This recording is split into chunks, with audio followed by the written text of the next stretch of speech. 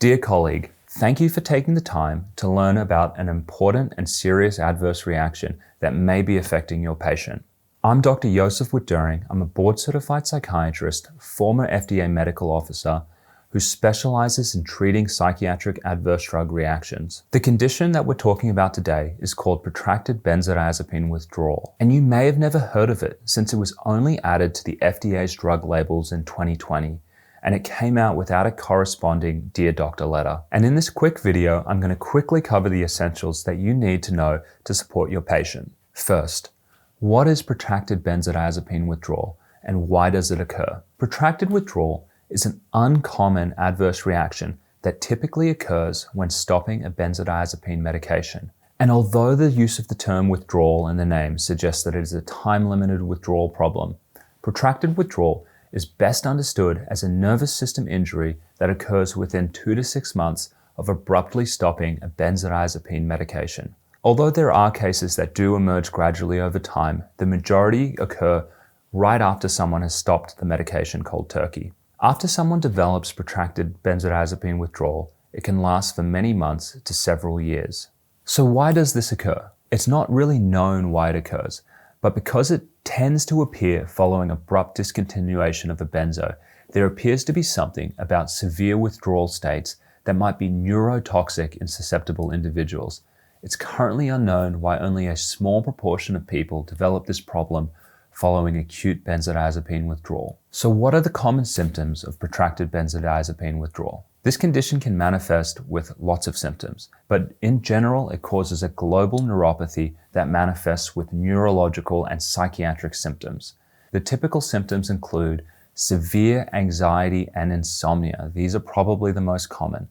And then there's also symptoms such as tinnitus, visual sensitivity, paresthesias manifesting in possible symptoms like burning, numbness, or tingling in the hands and feet, autonomic dysfunction, which causes things like racing heart rate at rest, swollen hands and feet, changes in sweating, neuromuscular dysfunction that can result in feelings of internal tremors and muscle tightness or weakness.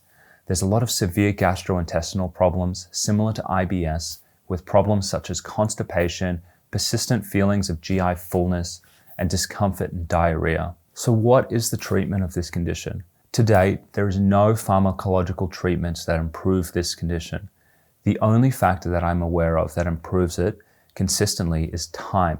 Simply put, the nervous system needs time for neuroplasticity to gradually allow for healing and recovery. In my experience working with these patients, I've used lots of medications that are typically used for neuropathy, things like gabapentin, Lyrica, tricyclic antidepressants, duloxetine.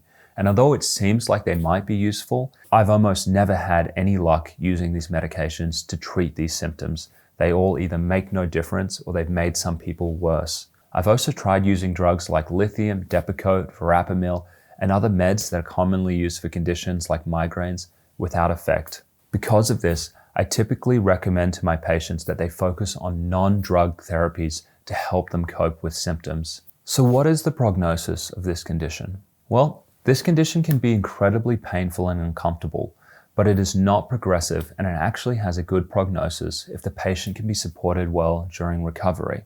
So although there are no clinical studies on this population, I can provide some rough estimates on the time course of recovery from having supported hundreds of these patients in my private practice. Roughly, it feels like 40% of them recover in less than 18 months, another 40% within 5 years, and about 20% appear to have problems lasting longer than 5 years. All patients appear to gradually improve over time, and even those with long-lasting symptoms typically reach points within a few years into their recovery where they're able to return to partial functioning. So if you are struggling to help your patient now, please rest assured that this is likely the worst that they're going to be, and if you can support them through an additional 6 months, it's quite possible that their symptoms will step down in severity.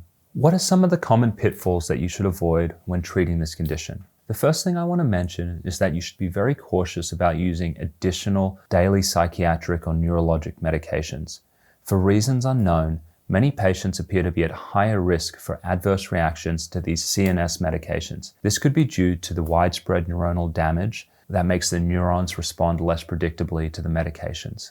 But it is also likely that many of the patients are actually primed to also have negative responses to new medications. This is expected given the trauma of having experienced a severe side effect already to a medication and the impact that that's had on their lives. So if you decide to try an additional medication, I would recommend that you introduce it at a quarter of the usual starting therapeutic dose just to test response before going any higher. Also, please, if possible, avoid using fluoroquinolone antibiotics or other medications that have a known side effect profile that could cause further neurotoxicity. This could include avoiding medications like metronidazole or Flagyl, or even medications like Montelukast or Singulair. The best way to know if a medication is safe is to review Section 5 of the US drug labels, warnings and precautions, and to make a note of any neurotoxic side effects that might be listed there. This information is readily available on the NIH-hosted websites Daily Meds. So what do I do if my patient needs surgery? Can they tolerate anesthetics?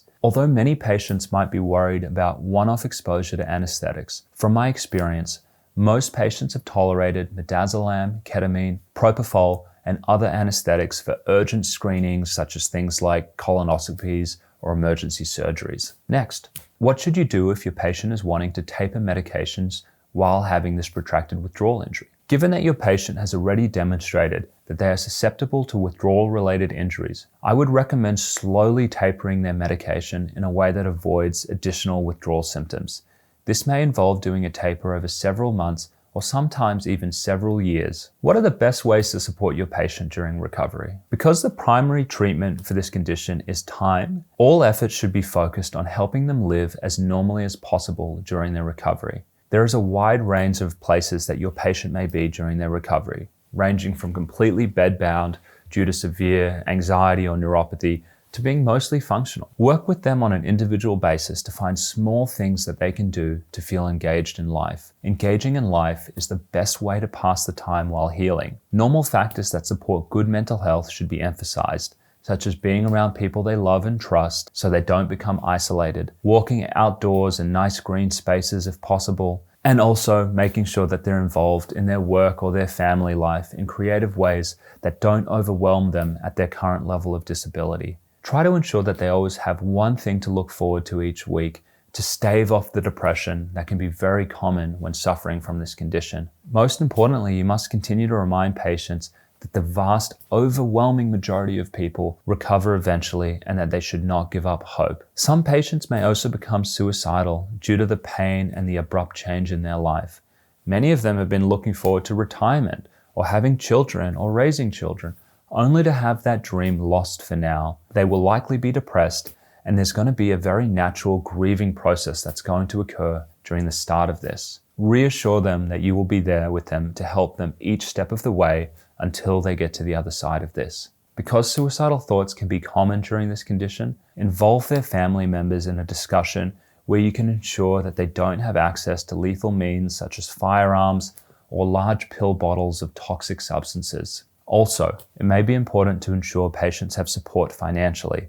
Encourage them to look into their options for short and long-term disability. And finally, this condition is very challenging for the caregivers. Make sure that you have open discussions with the patient and their caregiver about what can be done to ensure that the caregiver doesn't become completely overwhelmed and burnt out while supporting their loved one. So next, how do I prevent protracted withdrawal injury from occurring with my other patients? Because this condition appears to emerge following severe withdrawal symptoms, the best way to prevent protracted withdrawal injury is to taper your patients in a way that avoids substantial withdrawal symptoms. Most long-term users will tolerate a 5 to 10% reduction every 30 days without substantial withdrawal symptoms. However, the speed should always be modified and slowed down if unpleasant withdrawal symptoms emerge. An excellent example of tapering plans can be found in the Maudsley Deprescribing Guidelines. So what are some additional resources where you could learn about this condition? In the description below this video, I've included 3 important links. So the first one is to the FDA's labeling for Xanax, which describes the protracted withdrawal injury in Section 9. I've also included links to 2 articles on protracted withdrawal injury, which describe the condition in further detail. So I hope this video has provided you with valuable information that will aid in the care and support of your patient during their recovery from protracted withdrawal injury. Thank you for dedicating time to learn about this significant condition that may be impacting your patient.